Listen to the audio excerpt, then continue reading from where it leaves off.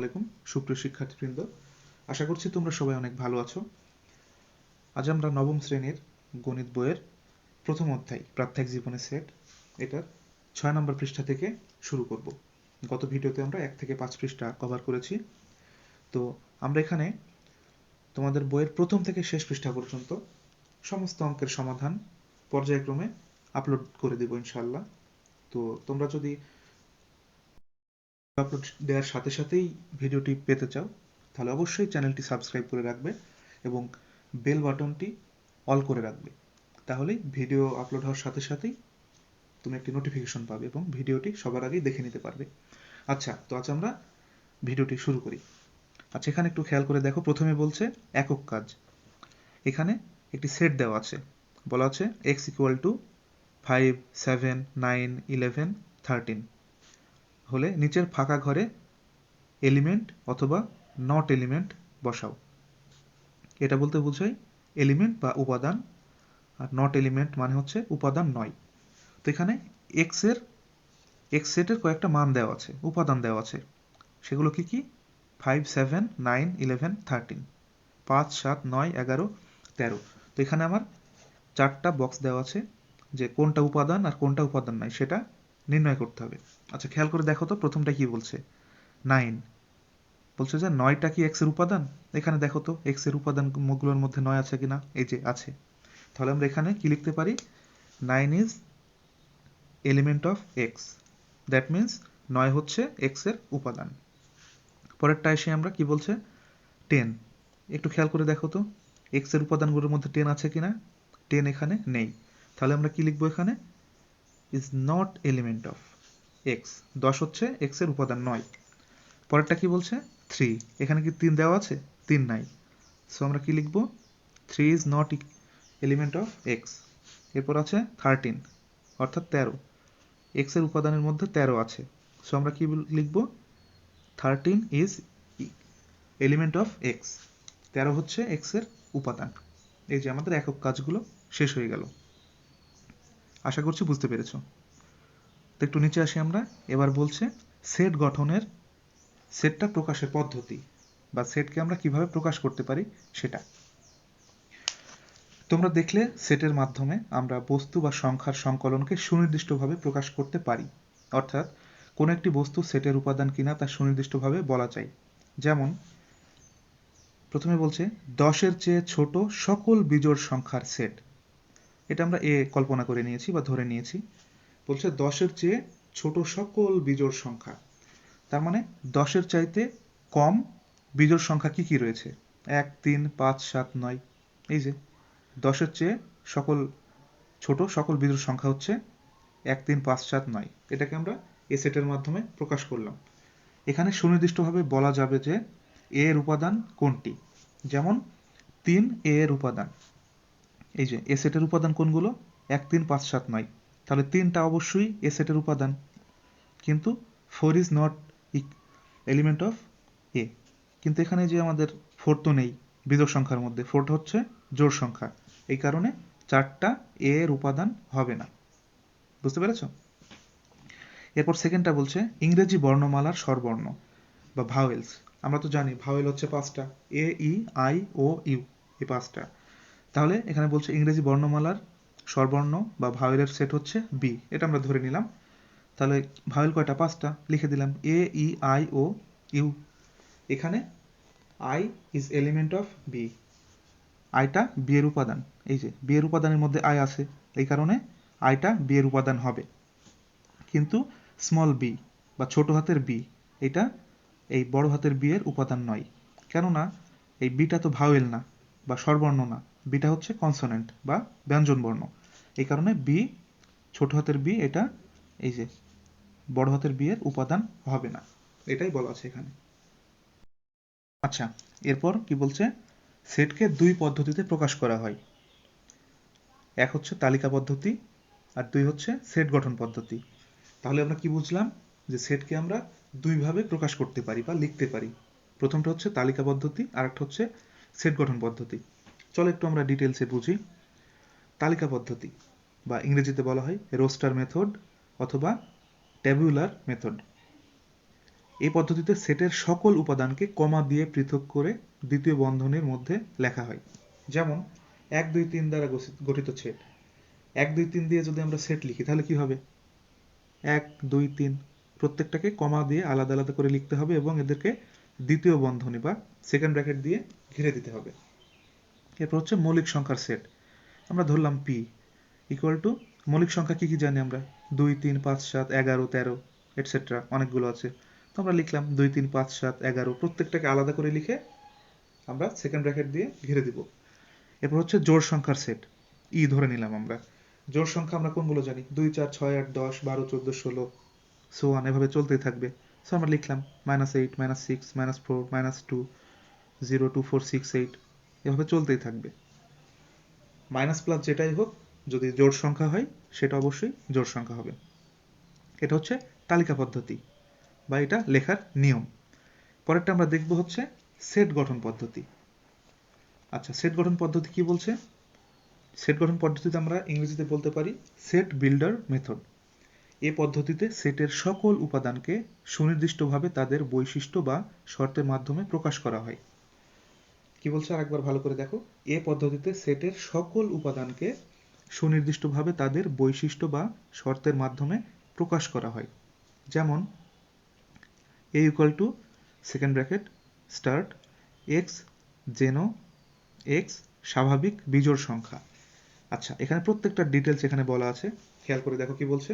লক্ষ্য করো, এক্স এর পরে একটি এই যে কোলন চিহ্ন রয়েছে, এই যে 2 কমার মাঝখানে একটা চিহ্ন দেওয়া আছে না, এই যে 2x এর মাঝখানে, একে বলা হয় কোলন চিহ্ন। এটিকে বোঝানো যায় হচ্ছে এরূপ জেনো, বা সংক্ষেপে জেনো বোঝানো হয়। এটা হচ্ছে কোলন চিহ্ন, কিন্তু একে আমরা উচ্চারণ করব কি বলে? জেনো বলে। এই যে জেনো, বা ইংরেজিতে বলা হয় সাচ দ্যাট। যেহেতু এই পদ্ধতিতে সেটের উপাদান নির্ধারণের জন্য শর্ত বা নিয়ম রুলস দেওয়া থাকে, এজন্য এই পদ্ধতিতে রুল মেথডও বলা হয়। এখানে বেশ কিছু নিয়ম থাকে, রুলস থাকে, এই জন্য এটাকে রুল মেথড বলা হয়ে থাকে। ওকে, আশা করছি তোমরা বুঝতে পেরেছো। চলো প্রথম উদাহরণটা একটু দেখে আসি। এখানে দেওয়া আছে set A equal to 0 3 6 9 12 15। Set A এখানে বলছে যে, মনে করো যে এ সেট সমান 0 3 6 9 12 15, এটাকে সেট গঠন পদ্ধতিতে প্রকাশ করো। তাহলে এটা কোন পদ্ধতিতে আছে বলো তো? এই যে প্রথমটা কি ছিল? তালিকা পদ্ধতি, আর পরেরটা ছিল সেট গঠন পদ্ধতি, তাই না? তো আমাদের যে যে অঙ্ক, এখানে এই অঙ্কটা কোন পদ্ধতিতে দেওয়া আছে বলো তো? এই দুইটার মধ্যে অবশ্যই তালিকা পদ্ধতি। কেননা তালিকা পদ্ধতির নিয়ম ছিল কি? দ্বিতীয় বন্ধনীর মাঝখানে প্রত্যেকটা সংখ্যাকে আলাদা আলাদা করে কমা দিয়ে লিখতে হবে। সো সেভাবেই আছে, এই যে প্রত্যেকটার পর কমা এবং প্রত্যেকটি সংখ্যা আলাদা আলাদা দেওয়া আছে, এজন্য এটা আছে হচ্ছে তালিকা পদ্ধতিতে। একে করতে হবে সেট গঠন পদ্ধতিতে। এখানে সেট লিখতে ভুলে গেছে বইয়ে। তো চলো আমরা সমাধানটা দেখি কি বলছে। আচ্ছা, তাহলে আমাদের সেটে কি দেওয়া ছিল? এ সমান সেকেন্ড ব্র্যাকেট দিয়ে ঘেরা ছিল, আর ভিতরে কি ছিল?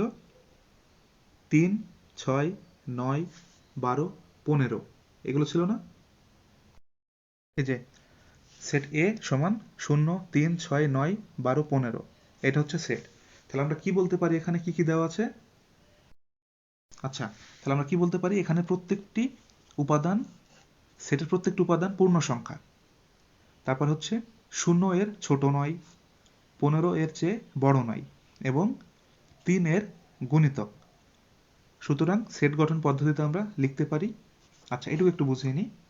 বলছে এখানে সেটের প্রত্যেকটি উপাদান পূর্ণ সংখ্যা। পূর্ণ সংখ্যা বলতে কি বোঝায়? এখানে সংখ্যাগুলো ছিল 0 3 6 9 12 15, প্রত্যেকটি তো পূর্ণ সংখ্যা। তারপরে সর্বনিম্ন ছোট সংখ্যা কত ছিল? সবচেয়ে ছোট সংখ্যা হচ্ছে 0। শূন্যের চেয়ে ছোট তো কিছু নেই, তাহলে আমরা লিখতে পারি 0 এর চেয়ে ছোট নয়। তারপরে সর্বোচ্চ সংখ্যা ছিল কত? 15, তাহলে 15 এর চেয়ে বড় নয়। এবং 3 এর গুণিতক, 3 এর গুণিতক বলতে বোঝাই, এক কথাই সহজে বোঝাতে পারি আমরা, 3 এর নামতা এক কথাই। ঠিক আছে, 3 এর নামতা কি হয়? 3 6 9 12 15, আমরা নামতা যদি পড়ি 3 একে 3, 3 দুগুণে 6, 3 3 9, 3 4 12, 3 5 15, তাহলে কি 3-এর নাম তো হচ্ছে না, এজন্য আমরা বলতে পারি 3-এর গুণিতক। তাহলে আমরা সেটটাকে লিখতে পারি এরকম, a ইকুয়াল টু এক্স যেন এক্সটা হবে পূর্ণ সংখ্যা, আমরা এক্স ধরে নিয়েছি সংখ্যাগুলোকে, ঠিক আছে, সংখ্যাগুলোর সেটকে আমরা এক্স হিসাবে কাউন্ট করছি, এক্সটা হবে, এক্সগুলো হবে পূর্ণ সংখ্যা, তারপরে 3-এর গুণিতক হবে, পূর্ণ সংখ্যা হবে এবং 3-এর গুণিতক হবে। আর এটাকে আমরা রেঞ্জ দিয়ে লিখতে পারি, সর্বনিম্ন সংখ্যা কত, 0, সর্বোচ্চ সংখ্যা ছিল কত, 15, তাহলে ওই সংখ্যাগুলো কত হবে, 0-এর চেয়ে ছোট নয়, এই যে, আবার 15-এর চেয়ে বড় নয়, তাহলে আমরা লিখতে পারি 0-এর সমান, এই যে খেয়াল করে নিচে যে দাগটা আছে না, এটা মানে সমান, আর এইটা মানে হচ্ছে কি, গ্রেটার দ্যান, মানে বড়, এটাও সেম, নিচেরটা মানে সমান, উপরের চিহ্নটা মানে গ্রেটার দ্যান, ঠিক আছে। তাহলে এখানে কি বলছে, এক্স অর্থাৎ ওই মানগুলো হবে, সংখ্যাগুলো হবে 0-এর সমান অথবা বড়, আবার ওই সংখ্যাগুলো হবে 15-এর সমান অথবা ছোট, এই যে এটা হচ্ছে 0-এর চেয়ে বড়, আবার 15-এর চেয়ে ছোট, এই চিহ্নটা এখানে লেস দ্যান বোঝাচ্ছে, ঠিক আছে, লেস দ্যান 15, তাহলে 0-এর চেয়ে বড় সমান, 0-এর সমান বা বড় এবং 15-এর সমান বা ছোট, সেটা আমরা লিখতে পারি এখান থেকে। আচ্ছা, উদাহরণ 2 আমরা দেখি, এখানে বলা আছে set A equal two x যেন এক্স হবে পূর্ণ সংখ্যা এবং এক্স স্কোয়ার ইজ ইকুয়াল, এই যে নিচেরটা মানে সমান আর উপরেরটা মানে কি 25-এর চেয়ে ছোট বা লেস দেন, ওকে। তাহলে ওই কোনো একটা সংখ্যাকে স্কোয়ার বা বর্গ করলে সেটা কি 25-এর সমান হতে পারবে অথবা 25-এর চেয়ে ছোট হতে হবে, ঠিক আছে, এটা হচ্ছে শর্ত। তাহলে আমরা একটু দেখি, সেটের প্রত্যেকটি উপাদান পূর্ণ সংখ্যা যাদের বর্গ 25 এর চেয়ে ছোট বা সমান, আমি যেটা বললাম সেটাই, এই ধরনের সংখ্যাগুলো হলো 0 +-1 +-2 +-3 +-4 +-5। আচ্ছা, আমি এটা বোঝাচ্ছি, তাহলে কি বলছে এখানে, এই সংখ্যাগুলো হচ্ছে 0 +-1 +-2 +-3 +-4 +-5। আচ্ছা, আমাদের শর্তটা কি ছিল, শর্ত হচ্ছে কোনো সংখ্যাকে বর্গ করলে 25-এর সমান বা ছোট হতে হবে।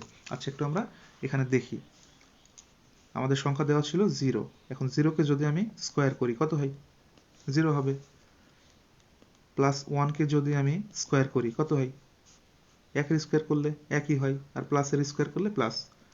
এবার -1-কে স্কোয়ার করে দেখি, মাইনাসের স্কোয়ার করলে প্লাস, 1-এর স্কোয়ার করলে 1, এটা কি আমাদের শেষের শর্ত ছিল কত, 25-এর সমান বা ছোট হতে হবে, তাহলে এই যে আমার ফলাফল পেলাম কত, 0, 25-এর চেয়ে কি ছোট না, তাহলে এটা 0 নিতে পারবো আমরা।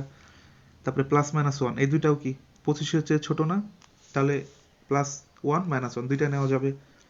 এবার +2 দিয়ে দেখি, 2-কে স্কোয়ার করলে 4, -2-কে বর্গ করি, মাইনাসের স্কোয়ার করলে প্লাস হয়ে যায়, আর 2-এর স্কোয়ার করলে 4, এটাও 25-এর চেয়ে কম, তাহলে +2 -2 দুটোই নিতে পারি।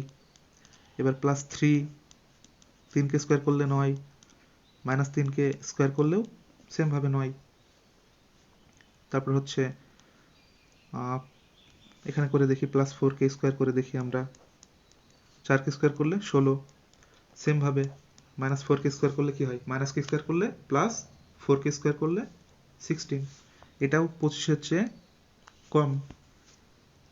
এবার +5-কে স্কোয়ার করে দেখি আমরা, 5-কে স্কোয়ার করলে হয় 25, আবার -5-কে স্কোয়ার করে দেখি, মাইনাসকে স্কোয়ার করলে প্লাস, 5-কে স্কোয়ার করলে 25, এটা কি, এটা কিন্তু 25-এর চেয়ে ছোট না, এটা 25-এর সমান, তাহলে আমরা কি +5 -5 এটাও নিতে পারবো, কেননা ওখানে শর্ত ছিল যে 25-এর চেয়ে ছোট হতে হবে অথবা 25-এর সমান হতে পারবে, এই যে এইগুলো হচ্ছে 25-এর ছোট, কিন্তু এটা হচ্ছে 25-এর সমান, দ্যাট মিনস আমরা এগুলো সবই নিতে পারবো, এই কারণে ওরা এখানে দিয়েছে এই যে 0 +-1 +-2 +-3 4 5, এগুলো ঠিক আছে, এগুলোকে আমরা আলাদা করে লিখতে পারি, -5 -4 -3 -2 -1 0 1 2 3 4 5, এগুলোকে দুইটা করে লেখা হয়েছে এখানে জাস্ট। আশা করছি তোমরা বুঝতে পেরেছো। আচ্ছা, এবার আমরা একক কাজগুলো দেখব। প্রথমে কি বলা আছে, নিচের সেটগুলোকে সেট গঠন পদ্ধতিতে প্রকাশ করো।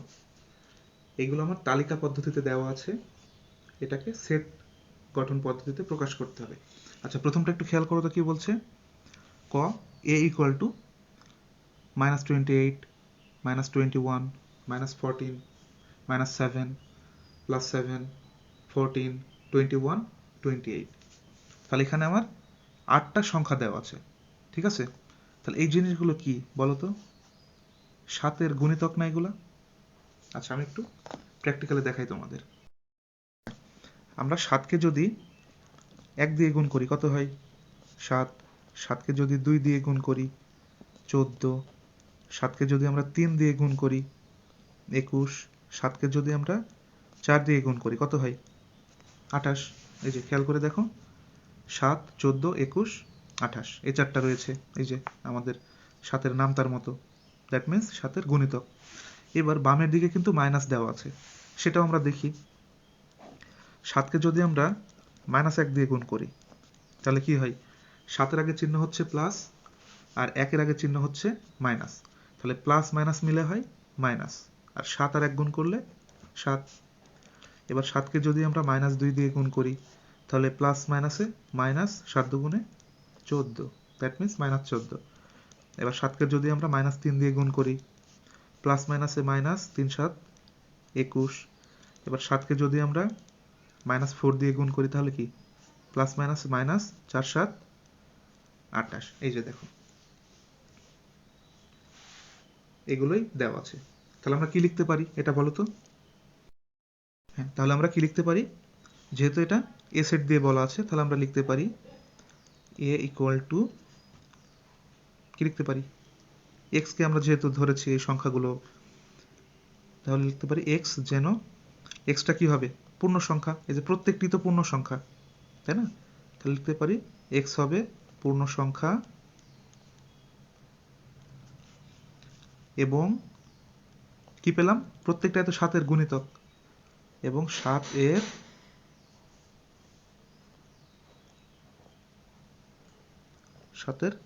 গুণিতক, তাই না?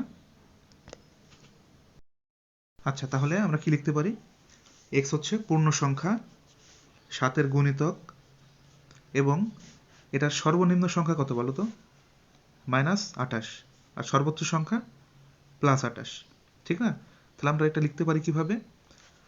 যে এটা হবে হচ্ছে এটার -28 থেকে শুরু, আর শেষ হচ্ছে +28, তাই না?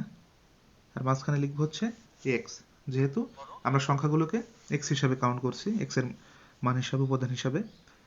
তাহলে এক্স এর মানটা কি? -28-এর সমান বা বড়, -28-এর সমান অথবা -28-এর চেয়ে বড়, আবার +28-এর সমান এবং +28-এর চেয়ে ছোট। তাহলে আমরা এটা লিখতে পারি। এটাই হলো আমাদের কাঙ্ক্ষিত যে সেট গঠন পদ্ধতিতে লিখে দিলাম এটা, যে এক্সটা হবে পূর্ণ সংখ্যা, 7-এর গুণিতক, এবং -28 এর সমান, এক্স এর মানটা হবে -28-এর সমান বা বড়, +28-এর সমান বা ছোট। এবার খ নাম্বারটা দেখি। এখানে বলা আছে b ইকুয়াল টু 0 1 2 3 5 8, এখানে এটা বলা আছে। তাহলে এখানে এটা দেওয়া আছে, বইয়ে এই অঙ্কটা ভুল দেওয়া আছে, সঠিকটা আমি তোমাদের দেখাচ্ছি। সঠিকটা হবে এই যে এটা, এখানে একটা 1 হবে, ঠিক আছে। বইয়ে একটা 1 লিখতে ভুল করেছে, বা প্রিন্টিং মিস্টেক হতে পারে। তো আমি তোমাদের জিনিসটা দেখাই। এটাকে বলা হয় ফিবোনাক্কি সংখ্যা। কিভাবে? খেয়াল করে দেখো। ফিবোনাক্কি সংখ্যা কাকে বলে সংখ্যাটা একটু দিয়ে নিই। পরপর দুটি সংখ্যার যোগফল পরবর্তী সংখ্যার সমান হলে এ ধরনের সংখ্যাকে ফিবোনাক্কি সংখ্যা বলে। পরপর দুটি সংখ্যার যোগফল পরের সংখ্যা, মানে পরপর দুটি বলতে কি? প্রথমে কি 0 আর 1, 0 আর 1 যোগ করলে কত হয়? 1 হয়। এই যে পরের সংখ্যা 1 হয়েছে। পরপর দুইটি সংখ্যা যোগ করে পরের সংখ্যা যদি হয়, তাহলে 0 আর 1 যোগ করে 1, এবার 1 আর 1 যোগ করে 2, এবার 1 আর 2 যোগ করে 3, এবার 2 আর 3 যোগ করে 5, এবার 3 আর 5 যোগ করে 8, এভাবে চলতেই থাকবে। তাহলে এটাকে বলা হয় ফিবোনাক্কি সংখ্যা, ঠিক আছে। তাহলে আমরা সেটটা কিভাবে লিখতে পারি? সেটটা হবে এরকম, এক্স যেন, এক্সটা কি হবে, ফিবোনাক্কি সংখ্যা,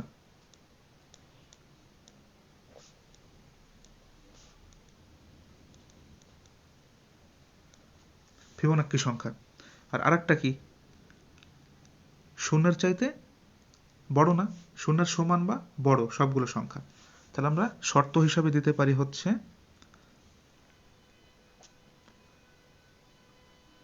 এক্স এর যে মানগুলো সেটা হচ্ছে 0 সমান বা বড়। এই যে আমাদের কাঙ্ক্ষিত সেট পেয়ে গিয়েছি আমরা। এবার আমরা 2 নম্বরটায় চাই। এখানে বলছে নিচের সেট গঠন পদ্ধতিতে লেখো, লেখা সেটগুলোকে তালিকা পদ্ধতিতে প্রকাশ করো। এখানে সেটগুলো দেওয়া আছে সেট গঠন পদ্ধতিতে, একে তালিকা পদ্ধতিতে প্রকাশ করতে হবে। আচ্ছা, প্রথমটা কি বলছে একটু দেখো তো। প্রথমটা বলছে ডি ইকুয়াল টু এক্স যেন এক্স হবে 5 এর গুণিতক, 5 এর গুণিতক হবে এবং 30 এর চেয়ে ছোট হবে, 30 এর চেয়ে ছোট হবে। 5 এর গুণিতক বলতে কি বোঝাই, 5 এর নামতা, তাই না? তো আমরা 5 এর নামতা যদি লিখি তাহলে কি হবে, 5 কে 5, এটা হচ্ছে 30 এর ছোট, এটা নেওয়া যাবে। 5 দুগুণে 10, এটাও 30 এর ছোট।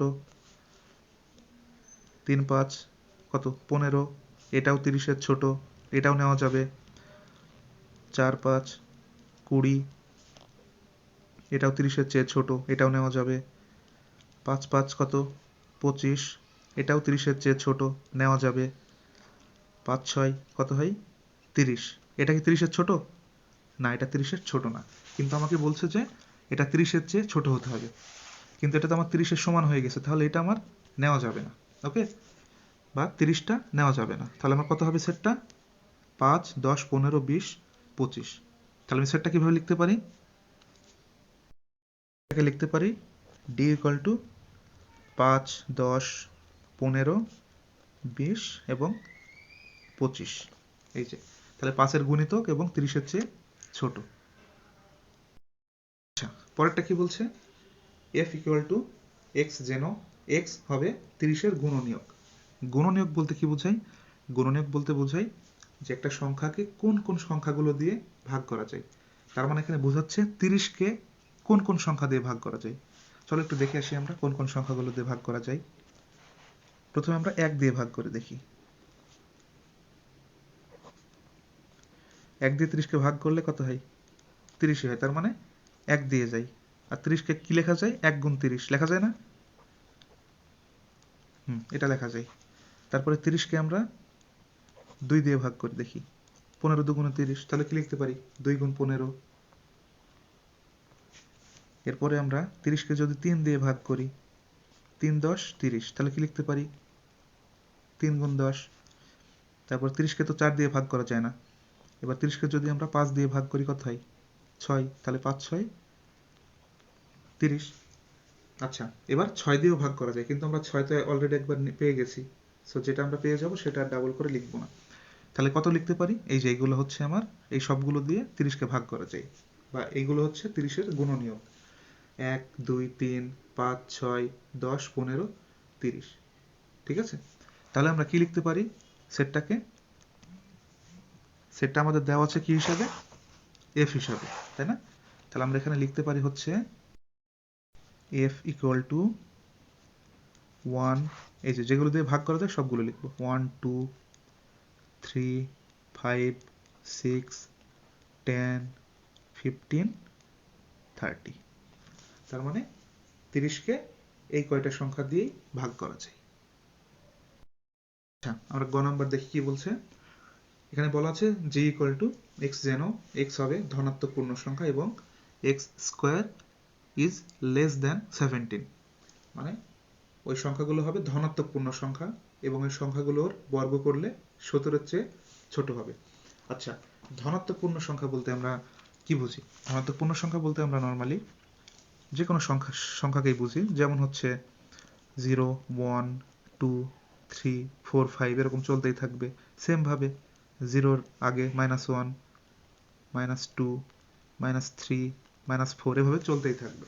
ঠিক আছে, তো শর্তটা কি বলছে আমাদের, ওইটাকে স্কোয়ার করতে হবে। এবং বর্গ করলে 17 চেয়ে ছোট হতে হবে। আচ্ছা, তাহলে আমরা সবগুলোকে করে দেখি, বর্গ করে দেখি। 0 কে যদি স্কোয়ার করি কত হয়? 0। এটা 17 চেয়ে ছোট, তাহলে 0 কে নিব আমরা। এরপর যদি +1 কে বর্গ করি তাহলে কি হয়? +1। এটা 17 চেয়ে ছোট। -1 কে স্কোয়ার করলে 1, এটা 17 চেয়ে ছোট। মাইনাস কে স্কোয়ার করলে প্লাস হয়ে যায়, আর 1 এর স্কোয়ার করলে 1। ঠিক আছে? সেম ভাবে +2 কে স্কোয়ার করলে হয় 4, এটা 17 চেয়ে ছোট। -2 কে স্কোয়ার করলে হয়, মাইনাস এর স্কোয়ার করলে প্লাস, 2 এর স্কোয়ার 4, এটাও 17 চেয়ে ছোট। তারপরে হচ্ছে আমরা +3 বা -3, ঠিক আছে, +3 -3, +-3 এক কথায় একবারে লিখে দিই। +-3 একে স্কোয়ার করলে কত হয়? 9, এটাও 17 চেয়ে ছোট। তারপরে +4 -4, দুইটাকে স্কোয়ার করলে হয় 16, এটাও 17 চেয়ে ছোট। এবার যদি +-5 কে আমরা স্কোয়ার করি তাহলে কত হয়? 25, এটা কি 17 চেয়ে ছোট? ছোট না। তার মানে এটা আমাদের শর্ত অনুযায়ী মিলছে না। তাহলে আমরা কি লিখব?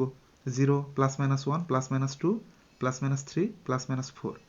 ওকে, তাহলে আমরা কিভাবে লিখতে পারি সেটটাকে? সেটটাকে আমরা লিখব হচ্ছে, তাহলে সেটটা যেহেতু জি দিয়ে আছে তাহলে লিখব হচ্ছে g = 1, 2, 3, 4।